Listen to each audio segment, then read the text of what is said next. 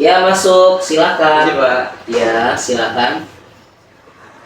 Ya, kenapa Valen? Ya, silakan duduk. Kenapa Valen? Oh, kamu rokok. Kamu rokok sama siapa? Sama Bu Nisa. Bu Yunisa. Kamu rokoknya di mana? Di jalan, Pak. Di jalan. Di jalan pas lagi apa? Berangkat. Berangkat sekolah. Ya, sebetulnya sih kalau kamu rokok sih nggak masalah, nggak apa-apa.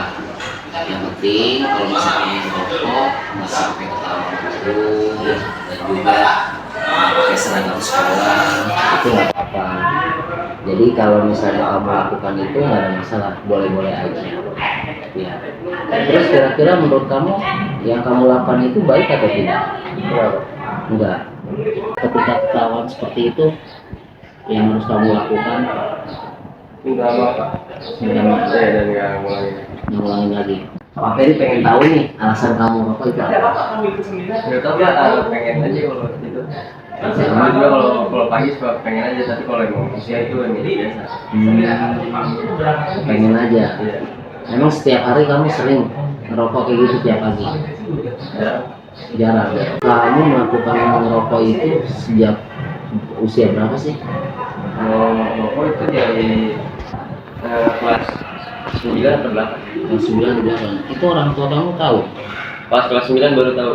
Kelas 9 baru tahu. Tapi orang tua kamu mau ngizinin? Di kelas 10 di sini. Di kelas 10 ngizinin? Di kelas 10. Terus habis itu udah nggak apa-apa? Nggak apa-apa. Kamu tahu kan keyakinan sekolah itu seperti apa? Tahu. Apa keyakinan sekolah? Nggak boleh ngerokok. Tidak boleh merokok. Nah, kalau misalnya kamu udah melakukan rokok itu berarti kamu harus ngapain?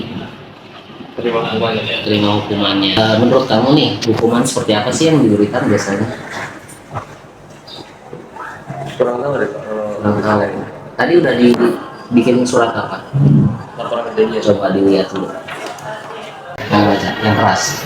Pada tanggal 13 Agustus 2024 jam 6.50, saya melakukan merokok di jalan pakai seragam sekolah dan berpapasan dengan Bu Yunisa di jalan rumah sakit Cikunir, dan rokok tersebut dibuang. Saya mengakui saya bersalah merokok di saat berangkat sekolah dan memakai seragam sekolah. Saya berjanji tidak akan melakukan lagi di jalan dan saya menerima hukuman apapun itu. Jadi intinya berbuat salah itu nggak apa-apa ya. Berbuat salah itu nggak apa-apa karena kita itu manusia, semua sama, pasti ada salah. Ya, Pak Ferry sendiri juga pernah kok berbuat salah. Tapi ketika Pak Ferry berbuat salah, Pak Ferry akhirnya menyadari kesalahan itu memang harus kita pertanggungjawabkan. Ketika kalau misalnya sudah kamu ketahuan seperti ini, berarti kamu harus menyelesaikan. Pak Ferry nggak nyalain kamu, nggak nyalain siapa-siapa. Pastinya kamu punya hak karena kamu di situ memiliki kemampuan gitu ya. Kalau kamu itu sudah mengakui kesalahan itu udah bagus ya. Selebihnya kamu tidak harus melakukannya lagi.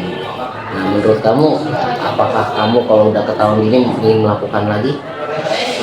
Tidak. Berarti kamu harus komitmen nih ya, komitmen. Jadi itu hanya kepuasan kamu aja sih ngerokok itu ya. Iya. Ya, kepuasan itu usahakan sih kalau bisa ditahan. Jangan saat berangkat sekolah. Ya, jangan saat pas lagi kamu ketahuan sama guru gitu. Dijaga baik-baik. Iya. Ya. Oke, kalau gitu itu aja. Ini perlu pakai tanda tangan. Iya. Oke, mana pakai tanda tangan? Biar besok tidak diulangi kembali.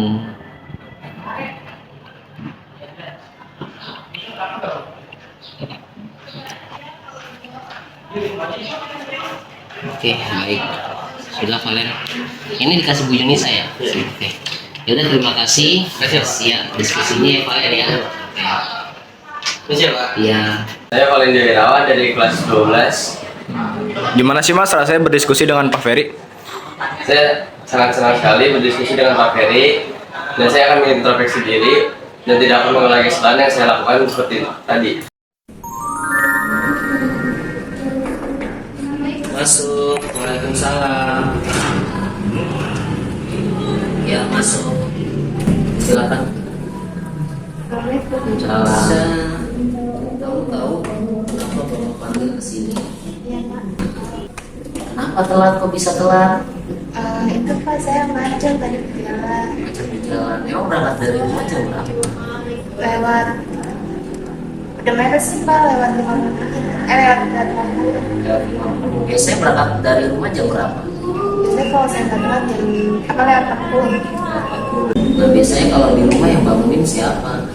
Ibu aku. Kadang kalau nggak dibangunin aku bangun sendiri. Kamu bangunnya jam berapa? Kalau aku bangun sendiri kadang aku bisa telat gitu. Terus kalau aku dibangunin bisa jam 9:30 atau gini Pak. Menurut Marsha, kalau telat itu baik atau tidak? Tidak. Marsha, apa yang harus dilakukan kalau misalnya sudah telat seperti ini supaya apa untuk besoknya?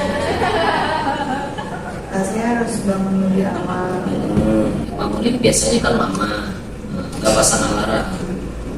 Iya sih nggak bisa. Nanti besok pasang alarm ya. Terus konsekuensi nih kalau misalnya telat, kalau telat seperti ini, menurut Marsha seperti apa? Biasanya dihukum.